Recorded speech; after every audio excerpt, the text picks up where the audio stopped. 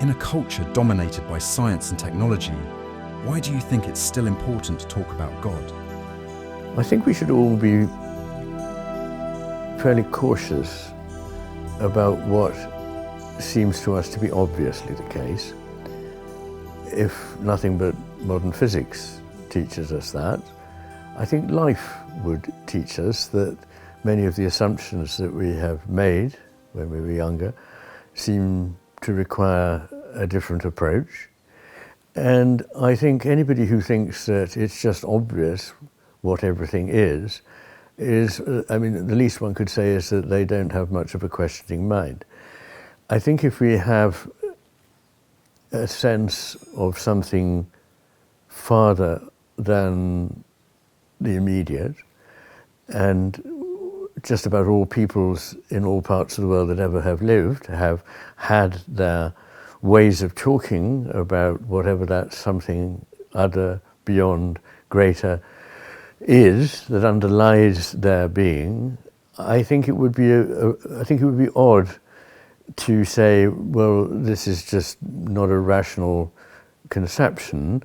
It's not either rational or irrational.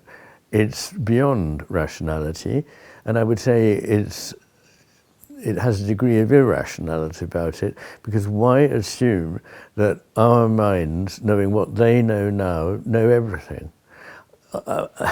If you haven't cut yourself off entirely from the way our intuitive mind speaks to us, and by the way, the intuitive mind is often more intelligent and perceptive than the rational mind. That's something I argue, not always, of course. The rational mind can sometimes be, and often is, very revealing, but so is the intuitive mind, and our mistake is to disparage the intuitive mind because it doesn't work the way that the rational mind does.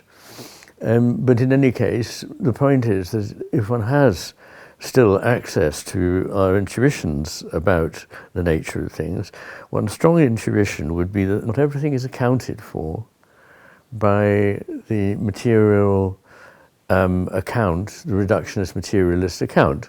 And interestingly, if you ask people, and surveys on this have been done, if you ask them whether they believe in God, a lot of them say no. The majority of them in a country like England will say no.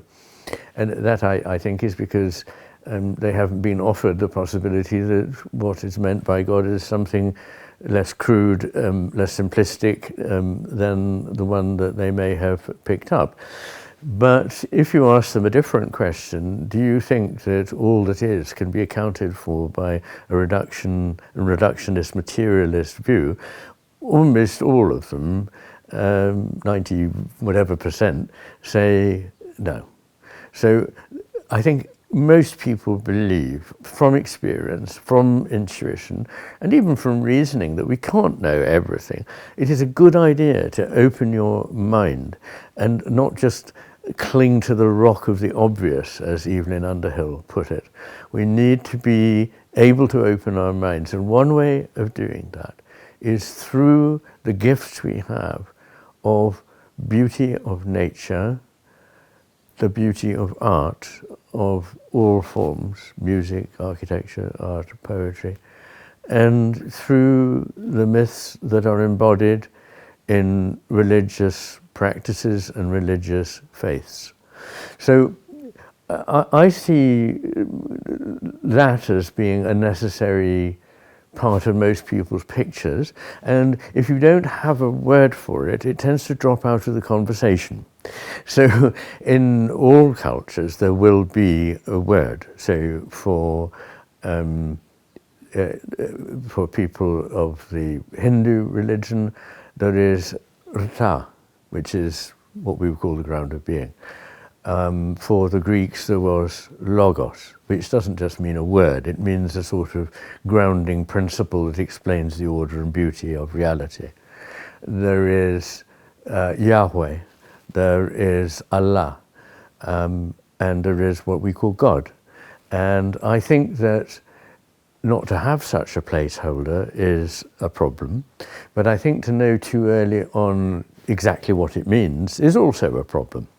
So it's rather like knowing there's something there, but not being sure exactly what it is, and not allowing it to drift out of the discussion and out of your mental world by at least placing it on the map, giving it a name, so that there's that there that is very important, not to forget, not to abandon, and indeed to positively explore.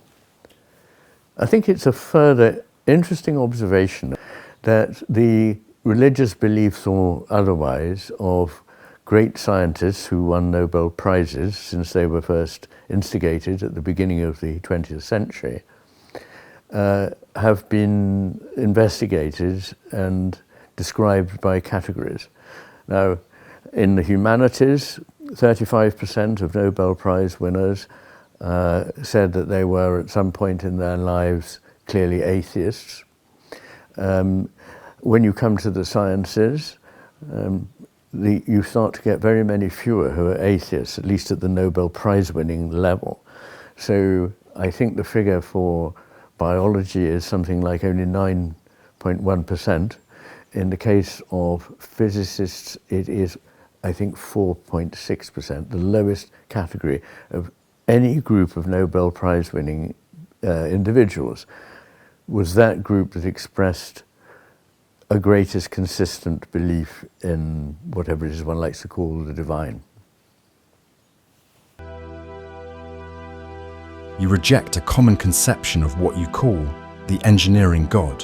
What conception of God would you then hold?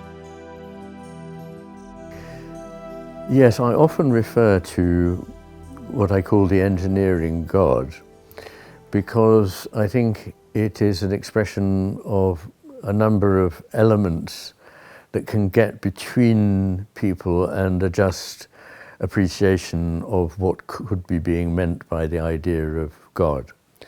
So there are strands of thinking which suggest that God is something like an engineer. He created a machine, a very elaborate one, which is the world we live in, and that from time to time he tinkers with it, makes a few corrections, oils a few wheels, and is a God who can make adjustments, and in a way is not surprised by what happens, because it's what the machine was made to do, and it's just a question of it unfolding or following the program that was put into it.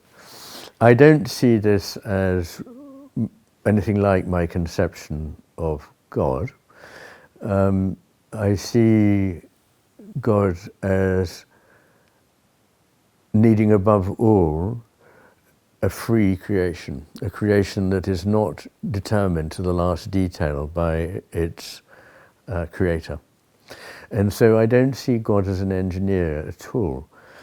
And indeed, in the sense that God is the ground of being, I don't see that as being the first element in a chain of events that led to the creation of what we see around us. In other words, if he is the ground of being, it is not because he came first, but because he is the ground of it, in the sense of without him none of it could be or exist. So that again gets away from the idea of God as somebody who tinkers in time. I can't say whether God intervenes in the world. Certain people certainly have experiences which suggest that he does. Other people have profound experiences that would suggest a difficulty with that way of thinking about God. So unsurprisingly, I don't have the answers to all the questions. But I do think that the idea of the sacred, the idea of the divine, is one that is so important that without it, I don't believe we can do anything to save ourselves at this juncture in human history.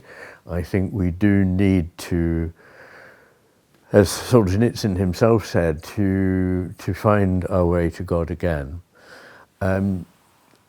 Because if we simply did a few practical things, well, many practical things that would perhaps help to limit slow down or even reverse the destruction that we're intent on causing to the natural world and one another.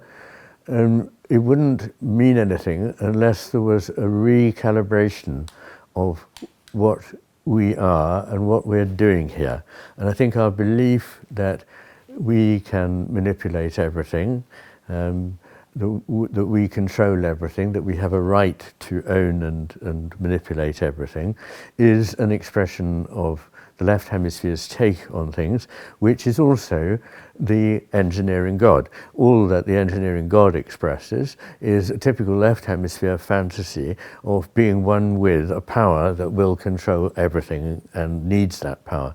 Now, I believe that God shows power in other ways. So, is God omniscient and omnipotent? I think he isn't in the way that these terms are often interpreted. So, for example, I don't think he's omniscient in the sense that he knows perfectly well, as it were, everything that is going to happen, because, as it were, it all follows a pattern that is workable out. It's really like Laplace's idea in the 18th century that if you knew the position and the momentum of every particle in the universe, you could work out everything that follows from it, including the way I feel this moment talking. And I don't believe in that degree of, I believe there are directions, of course. I believe there are tendencies, of course. But I don't believe there are fully determined outcomes.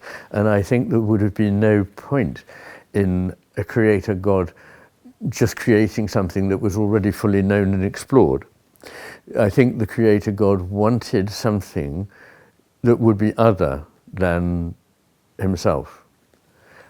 In order to express the core of his nature, I use he and his because I think there are no satisfactory alternatives, I'm afraid. So I think he wanted to create something other than himself that he could relate to, be in relation to, because I believe the nature of everything, including the divine ground of being, is relation. So the point about being the ground of being is that ground is fulfilled in the being, the becoming that comes out of that ground. And this is an idea that's expressed in many mythologies very well, and I can talk about that if you wish.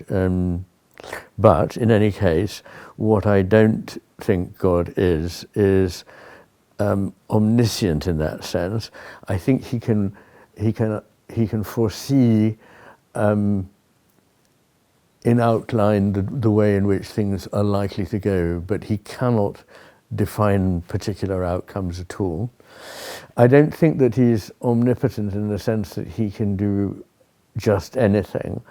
If his creation is to be free, then it has to be allowed to make choices that God will know to be unwise, and for him to move in and restrict and constrict that would be to, obviously, to mean that this creation was a tool or a toy of the divine creator, not something that had its own status as a fully developing entity. So that's the way I see it.